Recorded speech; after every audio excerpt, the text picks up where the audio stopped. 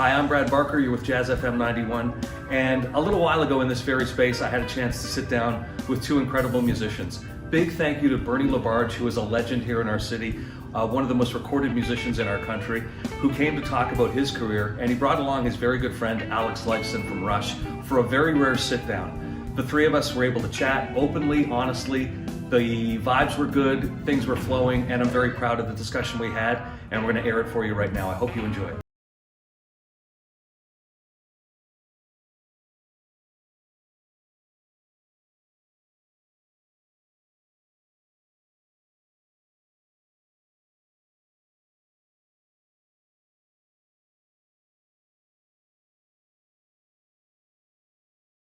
This is Session Notes. I'm Brad Barker. We are in our Long McQuaid Performance Hall here at Jazz FM91, and delighted to be sitting in front of a couple of great guitar players. Bernie LaBarge, welcome back to Jazz FM91. Thank you very much. It's great to have you here, sir. And here is Alex Lifeson. And Alex, it's a pleasure to welcome you here to the station. Thank you so much for joining us. We're going to talk about guitars. You guys know about that stuff, right? Yeah. Yes, somewhat. Before we talk about music, let's talk about friendship. Talk about you guys and what your history is. Bernie, how did you and Alex first sort of cross paths? It would have been, I met Alex at a couple of Kumbaya festivals at Ontario Place, but it was just sort of like, hi, how you doing kind of thing, passing in the tunnel. But then when the Dexters got together, started playing at the Orbit Room, Alex is or was the co-owner of the Orbit, and he showed up to jam, and he got up, and that's the first time I remember actually getting to hang out with him and stuff, and it was just automatic friendship. Just it's like we'd known each other for years, and then we start talking, and we cut our teeth in the same bars and areas of Ontario and whatever. So it was just no pressure, no anything. It's like I've known him all my life. Is there, Alex, is there a fraternity when you meet a guitar player that kind of gets you already halfway there as far as communicating with someone? You know, you have so much shared ground with them already. I think that probably has an influence, but in Bernie's case, we were so much alike in our souls that it superseded any kind of connection to the guitar. I think in another life, we must have been brothers or very, very best friends. Yeah. Because really, right from the get-go, we got off on each other's playing and sense of humor, and we really felt, as Bernie said, a connection. We probably started playing guitar around the same time, you know, in our early teens. I was 12. I think Bernie probably around the same 11, time. 12, yep. And we were influenced by the same players of that era. But as we developed, we went into different paths, and many different paths. I've heard Bernie play some great blues stuff, as well as great R&B, and some heavy-duty rock stuff as well. And I'm sort of from that rock era, but you know, I also like acoustic stuff and very atmospheric, ethereal sort of sounds that a guitar can produce. So even though we're different players today, we share the same heart, I think. When you think about why you picked up a guitar, it was an obsession, I'm guessing, as you were an 11, 12-year-old. What was the impetus to pick up that? Why the guitar? How did it get in your hands, Bernie? Well, the Ed Sullivan Show with the Beatles, as like, you know, millions of other boys that were 11, looked pretty enticing. Screaming girls in the crowd and smiling on stage, playing a beautiful Gretsch guitar. It was George I was drawn to. Yeah. And I went, I'd love to be that guy in the back. The other two guys are singing and playing and whatever, and I'm throwing in all these, like, once in a while little things that make the song and all that. Plus, I'm 11 and I don't know what I'm talking about, but I can see it and feel it. So I just wanted to play the guitar immediately after that. So that's a very formed concept, that you don't want to be the front person even at 11, that you wanted to in some ways be the person that's supporting the other thing. That's right. I was born a sideman. Alex, the Beatles on Ed Sullivan had any impact on you? Sure, yeah. But I think for me it came more from a terror that my parents were going to force me to play the accordion. My parents were Serbian, and all their friends' kids boys played accordion. As soon as they were 11 or 12, they took up the accordion. Now, I regret that I didn't do it now because that would be a riot. But at the time, I was just so terrified of having to play such a uncool instrument. Whereas like the Beatles and the Stones and the Yardbirds and all of those bands of the time, they were so cool and so rebellious and neat. Well, I know part of your story from the documentary Beyond the Lighted Stage is there's footage of you around the table with your folks, basically making a case for being a guitar player, and we're sort of rejecting a more conventional kind of life. Your parents obviously came around at some point, but it was a struggle early on to get them to sort of support where you wanted to go with this. Well, I think any parent wants their kid to be successful, and they make that connection with a profession. And my parents wanted me, obviously, I would love to have a doctor or an engineer or something like that.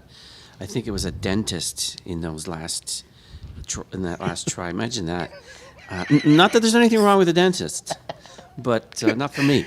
No. And when I started playing, it was my brother-in-law. In fact, he just passed away last week. He had a guitar, a classical guitar, like a flamenco guitar, really. But he lent it to me when I was 12, and I didn't know how to play, but I kind of figured some melody lines out, Satisfaction by the Stones and things like that.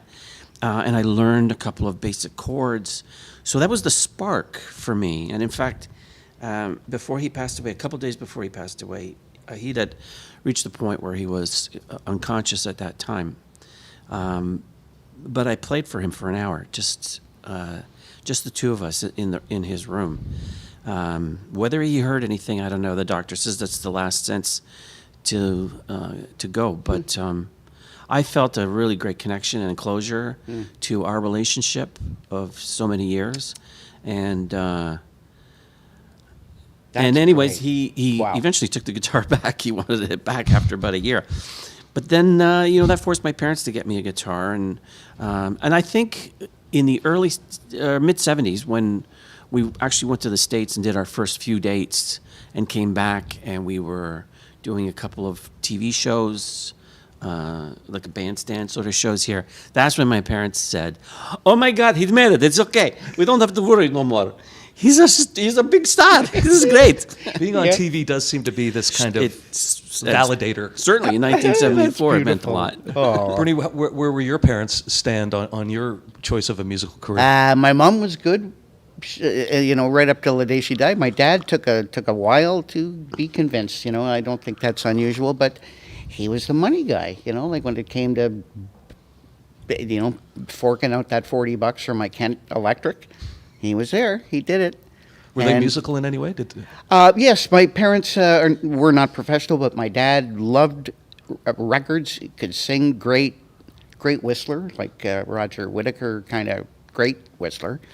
And my mom, wonderful singer. Nice. Yeah, and my sisters. It's my sisters that were my biggest influences. So you mentioned George Harrison. We heard about Stones, but do you remember who's that first guitar player that it kind of went beyond just sort of someone you're seeing, but someone that you heard and wanted to replicate, that first kind of guitar player that was the one for you?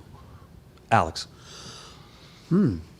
I think probably hearing Eric Clapton playing Cream, that was probably the first.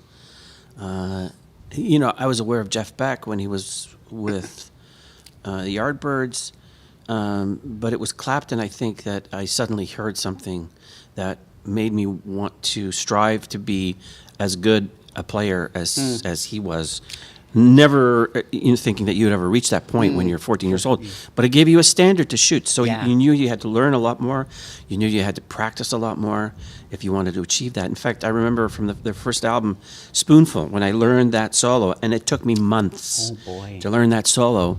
I would, this, Bernie. Yeah. You pick up the needle on your record player, and this was a crappy little record player that my sister had. I think my dad bought it in Canadian Tire for $8 or something.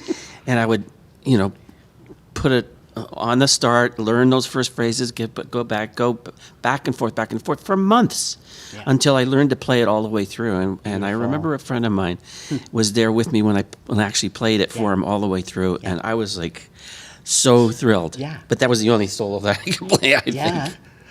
That's a great story. Yeah, that's great. I would go back a little bit farther. My dad had, pardon me, like How High the Moon, Les Paul, Mary Ford kind of stuff. So I heard all this wonderful. There's a song called The Kangaroo, which is the B-side of the 78 of How High the Moon or something. Kangaroo, it's incredible, the amount of guitar stuff at double speed and all the harmonies and all the effects and stuff, right? Plus, my dad was a electronics geek. Like, he just bought all this broken stuff all the time and cheap reel-to-reel tape recorders and stuff. So one of them had a sound on it, and I learned how to overdub little things and record stuff off the radio. So I saved a lot of my vinyl records by being able to go rewind and play to try to learn the solo for Spoonful, because I recorded it on the tape, right? So, but if you look at my vinyl collection, you can definitely tell the ones that I learned how to play the guitar on, because they're Hard on the needle, hard on the oh, vinyl. there's a lot of tape, a lot of clicking going on. And I remember there were pennies taped on that arm Quarters, as well. baby. Quarters, baby.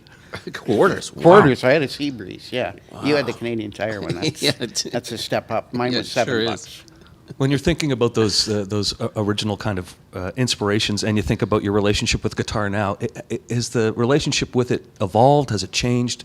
I'm guessing it has, and how has that, when you look at a guitar today, compared to the feeling you had as the age we're talking about here and picking it up? I guess then they were a wonder. You know, there was so much potential, so much that you didn't know about it, and you didn't understand.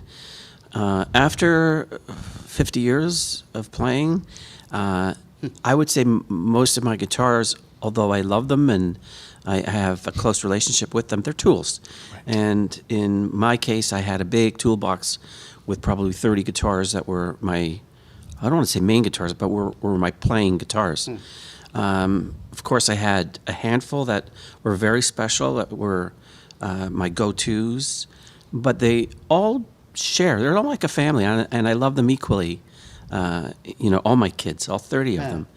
And the way I view it now is it's a platform for me to experiment and go into different areas. You know, after all these years of playing guitar, I don't really play much guitar that's in standard tuning. I don't play really conventional things. I don't look for conventional things. They're go-tos in certain projects, for example. If it calls for a heavy kind of riffy thing, I can do that without thinking. But if it comes to an area where I want to support a vocal line or some other aspect of the recording, and I want to make it sound like it's not a guitar, but a thing. And this is where I really am having a lot of fun right now. I'm discovering how to manipulate the guitar and the guitar sound in such a way that it doesn't sound like a guitar, it doesn't sound like a keyboard, it doesn't sound like a synth, it doesn't sound like you can't identify what the sound is, but in the context of how it's being used, it's really working in an interesting, thought-provoking way. And I'm really excited about this whole area. It's almost anti-guitar in some ways. I wonder if it's being defined by the guitar for so long now, just wanting to be creative almost outside of the identification of being a guitar player. Let me just be an artist more broadly. Yes, that's very much the case. And you can put the same guitar in the hands of 5 different guitarists. It's not going to sound the same.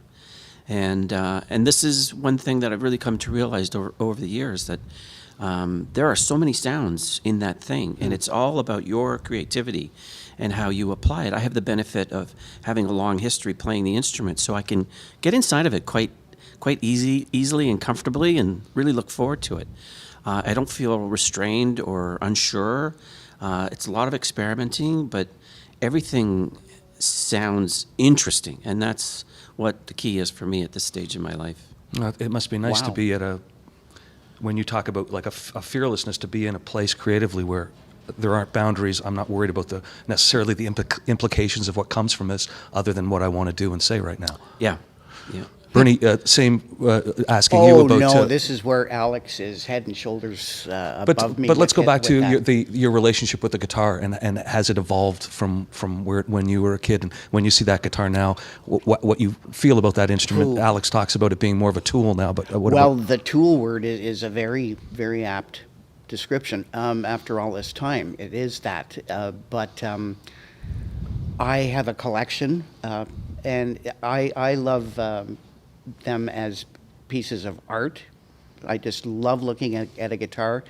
I still get a buzz like opening up a guitar case and smelling that felt and all that stuff, like the new guitar smell and all that. Like, so I'm a really sentimental kind of a guy, so I can go back in time. Like, smells will make me think of something, right? And looking at a guitar. So I've got my Strat that I got. It was given to me in 1970. It's a 1969 Strat, and I cut my teeth. I did my first 10,000 hours on that thing. Even though I'm known as a Telecaster player now, that's my girl, and I still have her. And she's the first one on the rack. The first thing I look at when I walk into the music room is her, usually because she's my buddy. She's been all over the place, right, with me. So that's how I love my guitars. I have a love for them. I don't have kids. Maybe it's a weird thing, but I do love them. They're not acoustic, so. But anyway, I can't say anything more about that. I just love looking at them. I love playing them. I know they each have different sounds. I don't have this freedom and capability to express myself in the way that Alex does, as far as creating sounds. Like when I was learning, top 40 tunes and doing my career in the bars, Alex was writing 20-minute opuses, right? And a three-piece band, nothing to hide behind.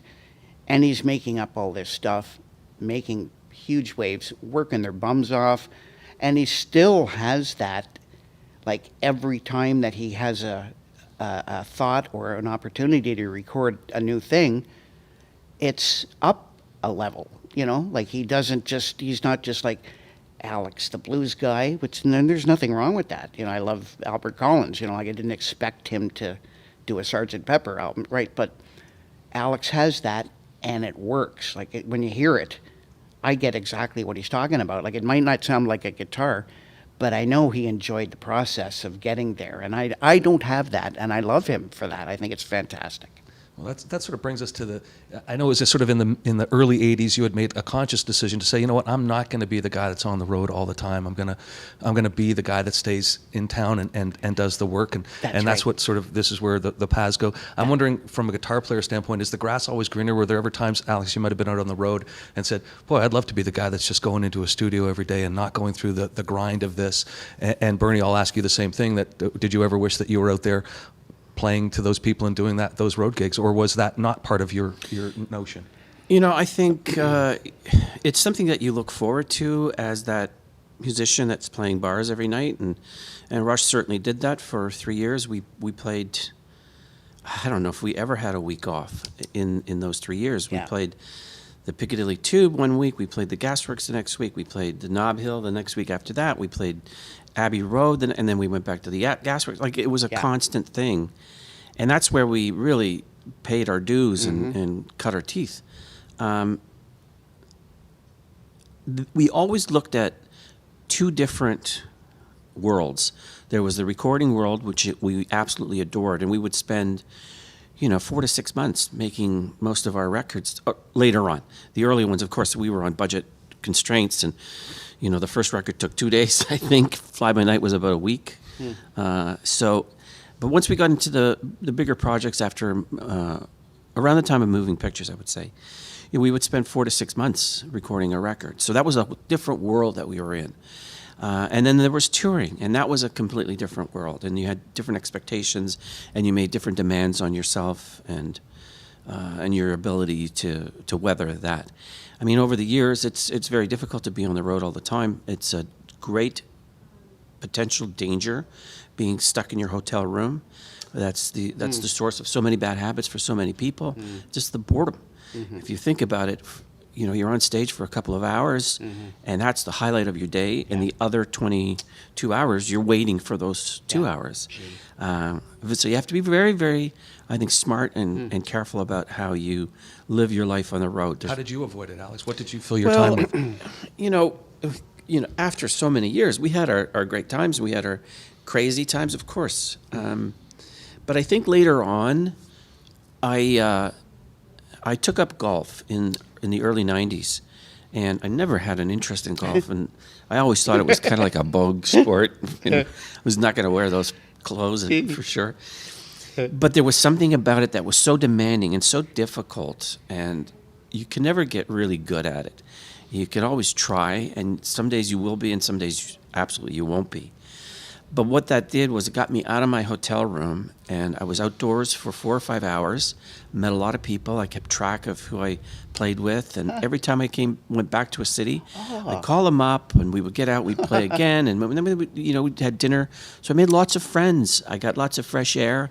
I avoided a lot of crazy stuff on a daily basis. So there's continuity in all those cities, that there was familiarity or family almost as you were Well, getting. there's a connection. You're not just sitting there staring at the TV, clicking from CNN to Fox to, whatever. And that was my savior, I have to say. And I'm sure you'll find many, many other musicians who've taken up golf will say exactly the same thing. Wow. I think Eddie Van Halen was one of those. He took up golf later, but he became... And an even better one, actually, is Alice Cooper, Yes. who replaced all his bad habits with a good bad habit. I saw you say in the guitar player article, though, that you're resigned to the fact that you are not going to be that good a golfer. I try. I have my days where I play really, really well. I've heard that he's a really good But most golfer. of the time, and this might be a guitarist thing, my hands are too active in my swing. I'm trying to work on keeping them more neutral. Yeah. And You can't I play think too spoonful when much. you're It's driving. if you're a creative person, you're always thinking about stuff, and I'm always trying to find some other new creative way to hit the ball better. And I hate my brain. My brain is Your really golf a brain. jerk. Yes. My you're golf brain. Yes. Yeah. So you're trying to even extrapolate with golf balls as well as the guitar. So you're just like an artistic Yeah, guy I want now. him to do something that a golf ball doesn't Has do. never done before. It'll never sound like a golf ball, No. but you'll know it's a golf ball. Yeah.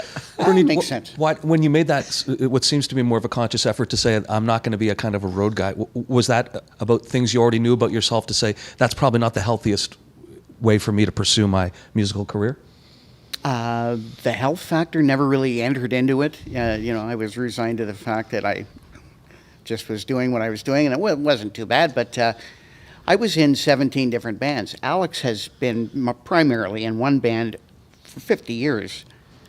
That's a different thing. Alex is a professional band member, so for him to even think about, I'd like to be a studio guy, probably never entered his mind. He's like a guy that's in Rush, right? I wasn't that guy. So every band I was in, all 17, 20, whatever it was, I would be in them until I stopped learning from that band. I always wanted to be the worst guy in that band. So I would suck everybody dry from ideas, and then it would be boring because I was usually the leader, so I had to go and deal with the owner, get paid, and rent the truck, the whole crap stuff.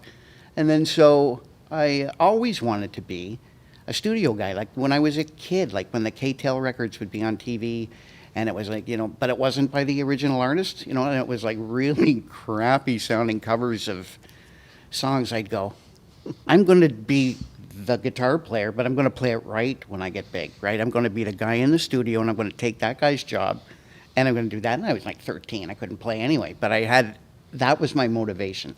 So I've always been interested in recording. It might be back to my dad's Philips tape recorder with the sound on sound, but traveling was never a big thrill for me. But and where Alex discovered golf, I discovered sleep. So I would sleep for 22 hours a day and then play for 2. Hard to get in trouble when you're sleeping. That's true. In your mind, though, you can, and that's good. I love So that notion, though, Bernie, that you're saying in every band you were in, you were there to kind of get as much information, Yeah. get better, Yep. and then once it feels like I've capped out on this, time Yeah. to go find some other guys. Yeah. That's really trying to improve yourself at all the times, and probably sometimes against what was easy to do when you were blowing those things up to go to somewhere better. Absolutely. I didn't burn any bridges. I still have every friend I ever played with, but there were some ugly times when splits were happening and whatever. But I had a goal. I didn't want to be like a hot guy out of Puss Lynch, Ontario. Like I wanted to go move to Toronto and stand up to these guys and see if I could cut it. And there were, when I first got to Toronto, I was looking in the buy and sell for, musicians wanted. And I remember I was down to my last $100-200 or whatever. And then there was an ad in the paper for an Elvis cover band or something like that. And I went, well, at least I can get this gig just to get $100 a week. I went and auditioned for it, and I didn't get the gig. I'll never forget that. I came home with my tail between my legs and went, wow, I didn't get an Elvis cover band gig, right? So, and then after that, it just, things happened. It was like, there's right place at the right time stuff, but you got to be ready for it. And I had to teach myself how to read, well enough to not get kicked out of a session. And then I learned how to feel free to ask the piano player what this actually said on the page, and he would hum it to me. That was good enough for me because I learned how to play by ear. So that worked out well for me. Don't you know the chords to Hound Dog, Bernie? Come on. Apparently not. Apparently not. I thought I had it nailed. But Elvis did not like me. He was in full costume at the audition, too. I wanted to talk about developing your ears, because to me, jazz is in some ways a gateway to a lot of people developing complexity of harmony, of rhythm, but that doesn't seem to be necessarily part. And I think about the complexity of some of them. This is some of the hardest music in rock that's ever been written, but it seems to have. I'm looking for how your ears got so developed to hear that stuff. Is it British progressive rock that got you there? Because even Eric Clapton wouldn't necessarily be that either. So Nope. how do your ears get to a place where you're writing this incredibly complex music come from?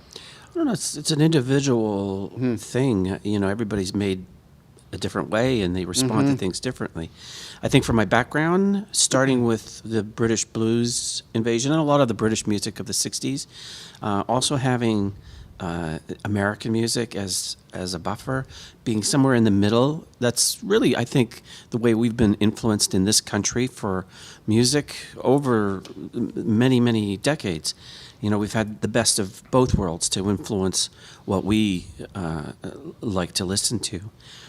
I think later on when I got into progressive music, yes, and King Crimson, Genesis, listening to those guitar players in those bands was also very influential. They all had some more classical kind of backgrounds and an understanding of structure in a symphonic sense. So that informed me about guitar and what we could do as a band and how we can layer in a three-piece different harmonies to give that illusion. And speaking of illusion, I have to say that when I think of most of my guitar parts, they're very simple. I always what I would like to strive for was making something sound way more difficult than it actually was to play. You succeeded. And quite often, when I'm listening to other music and I hear something going, God, how do you play that? And then I'll get a guitar and I'll start working on it going, oh my God, that's so easy. That's just moving this finger and, oh, I get it. So I like to keep things simple so that I can remember it mostly. Oh, man. But if you can make it sound complex and different, and also playing with Neil, who was a complex drummer, great feel, but such great technique and abilities. And then Geddy, a very active bass player all over the place. There was a lot to play against as well. And quite often I took the more foundational roles, and the guitar became more of what the melody was about, and let those guys go crazy around it, which was the reverse of most three-piece bands anyways, and most bands in general, I think. Yes, true. When I think about hemispheres, sort of the apex of the complexity that you guys were doing, and knowing that how hard it was to execute some of those things, the want to try to do them in one pass, but had to compromise that after days and days of trying to accomplish some of that. If you happen to walk into a room or hear hemispheres anywhere now, does it make you think, what an accomplishment, or boy, we had to really work super hard? I always think, what a tough record to make. We were in Wales at the time recording that record, and I think we were there for, I don't know, a month or 2 months, something like that. We had one day off in the whole time. Not that there was a whole lot to do in Monmouth, but we were working so hard on that record. We were there for a month writing it at a farmhouse down the road from the studio. That's what it was, a month there, and then we went into the studio for a month. And it was very, very difficult. We were working in a key that was difficult for Ged to find a middle ground, so it was very, very high. The parts themselves were complicated, and the execution needed to be a certain way. Like, everything about it was really complex. And then we went into London to mix, and it was just not sounding right. And again, we were losing our minds. We must have spent a month mixing to no avail. Boy. And then we shut it down and we came home for a week. Now, we'd been away for 3 months at this point. We came home for a week just to clear our minds. And I think Terry Brown had a much better sense of where the issues lay in the problems that we were having. So we went back, and then we had a much clearer approach to what we were doing in the mixes. But it's still, that one I always think of how difficult that record was to make. Do you think you wrote material that was in some ways beyond the way you could execute? Well, yeah, we did. We really wanted to take it to another level of complexity, and we managed to do that. Like, everything about it was complex. The changes, the actual physical chord selection and playing, everything about it was difficult. Whereas Moving Pictures, for example, was the complete opposite. Every day was a joy and smooth and fun and creative. And that album was a very, very happy experience. And it sounds that way. Did it feel like after that Hemispheres experience that we can't do this to ourselves anymore? Yeah, I mean, we'd made a few records from 2112. Really, everything had at least a long piece on it that was complex and difficult. And after Hemispheres, we felt like, everything's changing and we're changing. We don't need to do these big symphonic pieces anymore. Let's look at doing something more economical and to the point and compact. And right away we kind of connected with that approach. And those following records show that, I think. I think that's what always makes the band so unique, is that you were able to pivot away from basically your sound to another sound that was still you. There's still a lot of stuff in those shorter songs. Yeah. We would take that stuff, and we just wouldn't elaborate on it quite as much, but we would just jam it into a shorter time frame. And that was a challenge in itself, trying to police yourself and be more economical in all ways, all three of us. But Bernie, I wanted to pivot back here a little bit. Someone who's a big influence on you, and someone who's sort of has this lore in Toronto, is Dominic Triano. And yes. I wanted to just talk about Dominic a little bit, what his playing means to you, and what he as a musician meant to your development, or as a bright light in front of you. Yeah, well, he's like one of those influences that just won't go away. Doesn't matter what I'm playing or whatever, I will think about him. I'll channel him at some point during the performance. It's just there. First time I saw him, it changed my life, and I was never the same after that. And for a young musician out there that doesn't know Dominic, try to tell us what it is about his style that affected you that way. Well, it was like watching Jimi Hendrix for the first time. He was really unique. He was doing things with string bending, and he was using really thin strings. We didn't even know about any of these techniques. There were so many rumors going around about him, about how he got his sound, because his sound was unlike anybody that you'd ever heard before. And his chords, you know, I was trying to explain this to a friend the other day, like the Foxy Lady chord, which I can only think of would be the best example of like the sharp 9 chord, the doon doon down doon doon down, that chord, right? Which Alex and I have made money playing over our careers. But that was like before before people started calling it the Hendrix chord from Purple Haze. We were calling it the Troiano chord because the Mandala played that chord like in every bar of every song they played. It wouldn't matter if they were doing a cover song like Midnight Hour. They'd manage to stick one of them in there somewhere, right? And it just made it like, there's the Mandala chord, right? And it was so, I don't know if I just skirted around your question or Not not. at But all. yeah, no, it's just like he stays with me. Like he's lingers, you know, like he's not going to go away. Like I loved him as a guy. He was so nice. And very, very willing to. Like, I was like a little groupie, even though we were friends. He'd never be able to get out of my sight without me trying to get a lesson from him. It wouldn't matter what we were doing.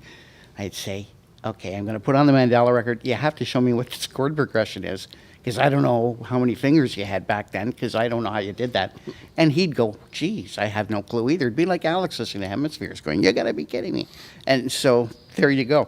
So he'd figure it out, show it to me, and I would, I have a friend in Hamilton named Johnny Johnson. He and I were in a band, like we were like Eddie and Alex, kind of, we were in, he's still my best friend from the Hamilton days. Like he taught me how to play guitar, kind of. So, and he was the singer, he discovered me, the whole other thing. So, but anyway, he's a Mandala freak too. So when I show him, or when Donnie would show me something, I would drive to Hamilton, knock on Johnny's door with my guitar, say, sit down, I'm going to show you this, because I want you to remember in case I pass away or something. I want you to remember how this is played. So he'd either film me or record me doing it. Before YouTube, you go to someone's house and show them the Absolutely. And stuff. speaking of YouTube, I'm glad you brought that up, because I'm always trying to figure out what my brother Alex is doing, because I don't get a chance to see him because of what's happening in the world. So I was, seeing what he's up to and stuff. He's got some wonderful guitar lessons and things like that on YouTube. It's beautiful stuff. Anyway, I happen upon what I think is the biggest compliment to a musician in general. I don't care who you are. He had the marching band. Like, was it from Ohio? Ohio State. Yeah. Ohio State marching band playing a medley of Rush tunes. Can you believe it? And I went, Alex, like, I know you're in the Hall of Fame. I know you're an unbelievable writer and guitar player, friend, everything, cook, golfer. This has to be the pinnacle. I mean, I can't even imagine. That must have freaked you right out, Big Al. Like, It did. would you ever think that was going to happen? No. No. No, absolutely Like, not. how did that happen? Did you help them arrange it or No. anything? No. You're kidding me. Alex, do you learn about it when we do, or do you have advanced knowledge that that's going to happen? We heard about it after the fact. I No mean, way. we had it sent to us. I don't recall. Maybe it came through our office, but when I saw it, I don't think I've ever seen anything like No it. kidding. It was the level of precision. 265 members in this marching band. The level of precision for them to be playing their instruments, swinging them Choreographing. back and Yeah. forth, playing Rush material, which is, I can tell you, it's not the easiest stuff to play. On tuba. And they're counting how many steps they're going, 17 steps forward, 6 steps left, 5 steps right. Which is the time all of signature this- of the half the songs they were playing. I mean, all of that stuff. How long did they rehearse this? It was amazing. Oh, man. They- Do yourselves a favor, and if you don't know what we're talking Yeah. about, go watch Oh, it, go because see it's this. a great It's arrangement. Yeah, Whoever wrote the it's arrangement. mind-blowing. Fantastic. It is mind-blowing. mind-blowing. Snare I mean, drum players just alone. I had a tear by the end of it. I was so Yep. moved Yep. by the expression of I was so proud when I saw tribute that. I went, that man. we received from that. It was incredible. Yeah. Really, really incredible. From what Bernie's saying, Alex, as when you were already very established, now, were there other guitar players that you happened to cross paths with and ever say, "Hey, can I get you for 5 minutes because I want to talk to you about something you've done," and have that kind of shared moment backstage where you're sharing those kind of guitar things or learning a little bit from someone? I don't know. I don't really think so. We played with. I'm thinking about Rory Gallagher. Is that anything like that? Yeah, no, I don't recall ever Okay. doing that with Rory. Okay. We got very, very close with Rory. during our time touring with them. That was one of our first tours with Rory Gallagher, and I watched him every night. We opened for them. Yeah. And Was it Taste that, or what band was that? pretty much. I Was mean, it called Taste? like Post Taste. Post Taste. No, I think it was Rory Gallagher. Rory Gallagher, okay. Yeah. And then, years later, we did some more dates, and then they opened for us later on. So it was our chance to reciprocate a little bit and make sure that they were well taken care of. But Rory and I often would get together, and I remember one time we were in Memphis. We had a night where we were boozing it up, and everybody was talking. We were in someone's room, and at the end of the night, he said, let's go grab some breakfast. And we walked down the street to a little greasy diner, and it was like 6 o'clock in the morning. And we had bacon and eggs, and I remember we were talking about guitar playing and music, and he was talking about Neil Young and Neil Young's style of guitar playing, not his songwriting. And we got into a really cool discussion about these really sort of interesting guitar players that were not on, your top list. Right. He was a fascinating guy. He was smart and such a sweet heart. He was telling me about some books, and on one of our breaks, he brought me a collection of Flann O'Brien's books, an Irish writer that he really loved. And we were just talking about it, and he went out and he got this collection for me. And I was just a schmo, kid. great. Well, Yeah. you know what I mean. I still have those books, and I'll never forget the sweet sentiment of thinking about me enough to go out and do that and bring them back from Ireland with them. Anyways, And, those feelings- Yeah, I'm sorry I brought that up, but that was an excellent story. Thanks. and Hendrix can. It's that feeling of being included in the club in Yeah. some way when Well, I someone does remember something like there that. was an interview that I read, or maybe it was in a book somewhere, but someone had asked Jimi Hendrix, what's it like being the greatest guitarist? And he says, I don't know, ask Rory Gallagher. And he had a lot of respect for him. And Rory was doing stuff with harmonics and pick harmonics and delays that were so fresh and new at the time. I never heard that But, Hendrix story there. Eric Okay. Johnson was one guy, though. I loved Eric's playing, and we share very, very close birth dates. So there was a Virgoan connection, and he opened a few tours for us. And on occasion, we would get together in the dressing room, in the tuning room, and just kind of jam. And I really found it interesting because when he started playing, it was almost as if he would just prepare for it, and he'd close his eyes, and you could just see him getting into whatever it was. And we had a little boombox or drum sample Even thing. a casual setting, he still Very goes casual, to a very loud, noisy room, and yet he would go off into another place, and that's really how his guitar playing was. He would go off into the Eric Johnson place. He's a special guitar player. He's amazing. He is amazing. He's amazing in Alex so many ways. took me backstage to meet him one day, and it was a highlight of my life. He was a great guy. Yeah, very, very sweet guy. You know, Very I- spiritual. I want to talk Yes. about Envy of None and some new stuff Yes. that you're doing, but I also want to talk about, because I know, Bernie, you a while ago weren't able to play, and Alex, I know we talked just before we got on the air here about you had took a bit of a pause from playing and didn't have the kind of the urge to pick up the guitar. I'm wondering if in those times when it's not there or you can't play, is there still something you can learn about music, yourself, guitar?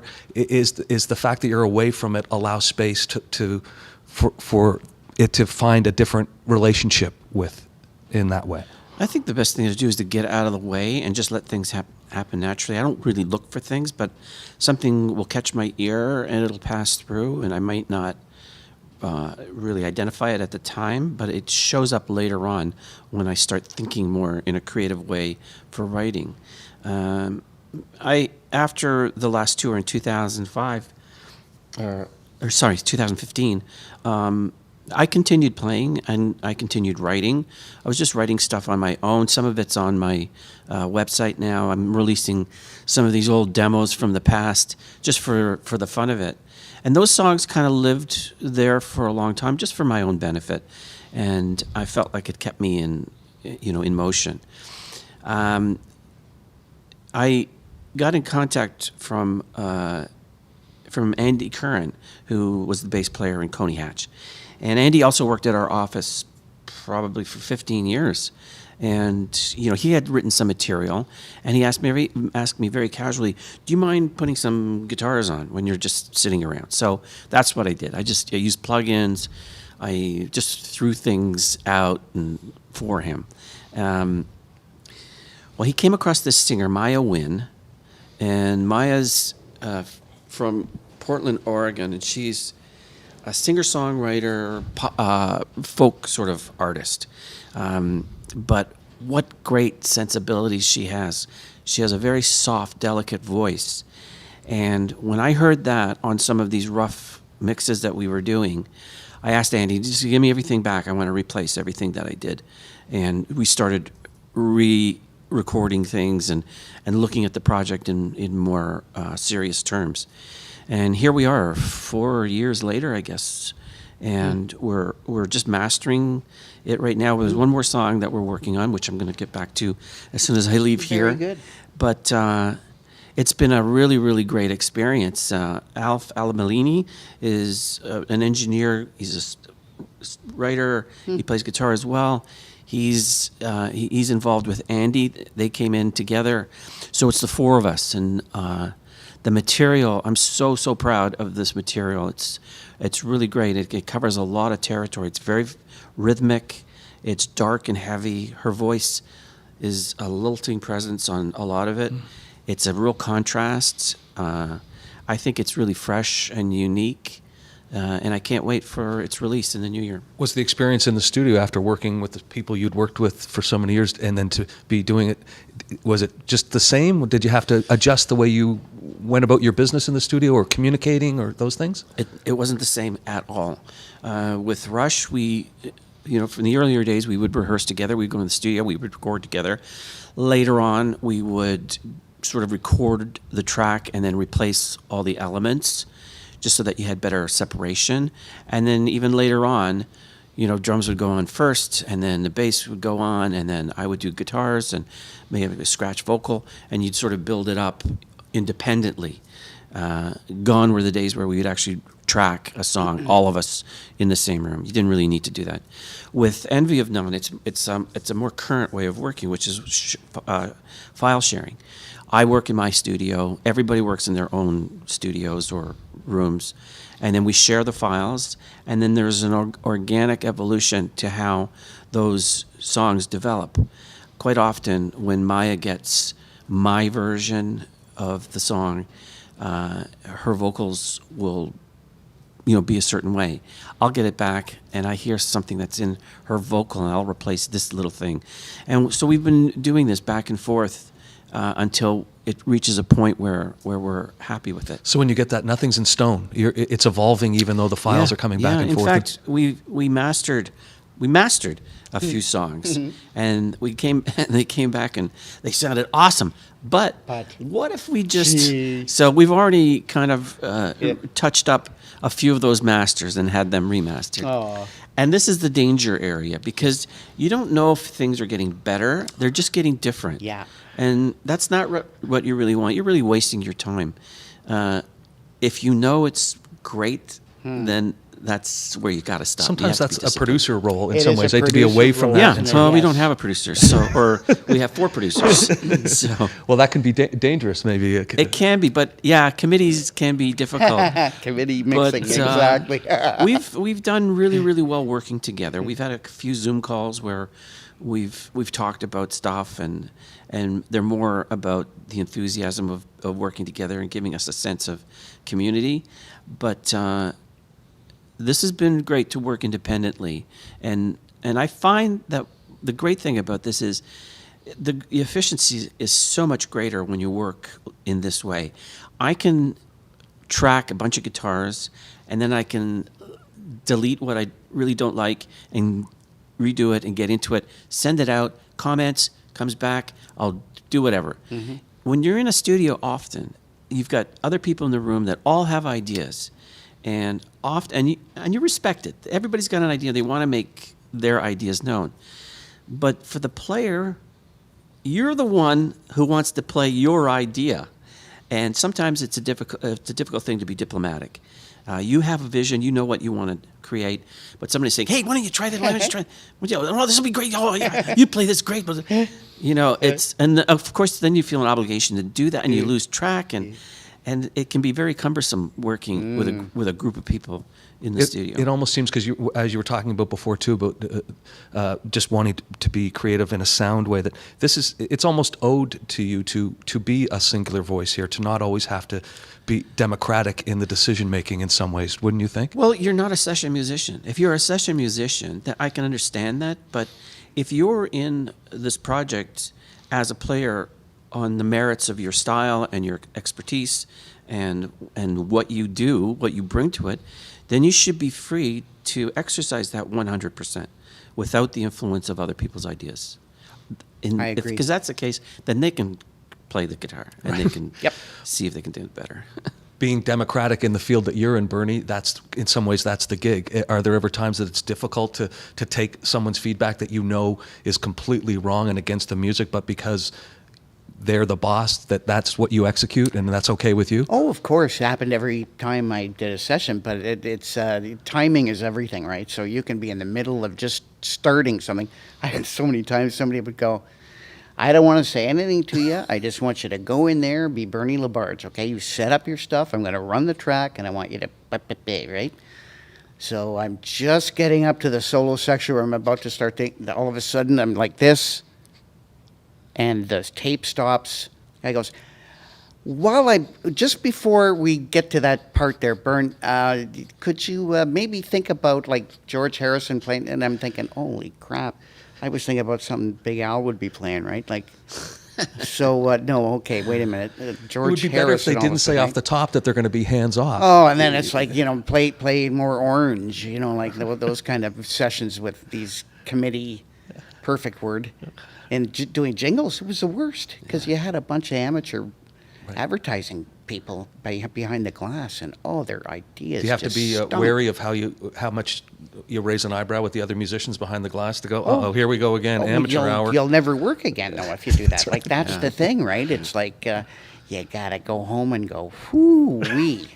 I made my money today because I didn't get to do anything I felt like playing, and it probably would have been way better, but I did what they asked me to do. Are there examples, though, of any time that it can, even against that kind of world, it does get better because someone said something stupid, but No. No. All right. maybe, yeah, maybe. Like in the record world, yes. In the jingle world, I think you alluded to it in the article, Alex. But as far as Envy of None, once it's done, whether or not road work would be part of that, is that too far off in the distance to think about? For me, it's way too far off. I think we're going to release sometime in the new year. We'll see what the response is like. Maya is 24 years old. She'd love to go on the road or do whatever live. I don't know about Alf and Andy. about I you? would see Andy. Well, if it comes down to me, I'm not really keen on going on the road. I think I would consider doing some one-offs if it ever came to that. Mm-hmm.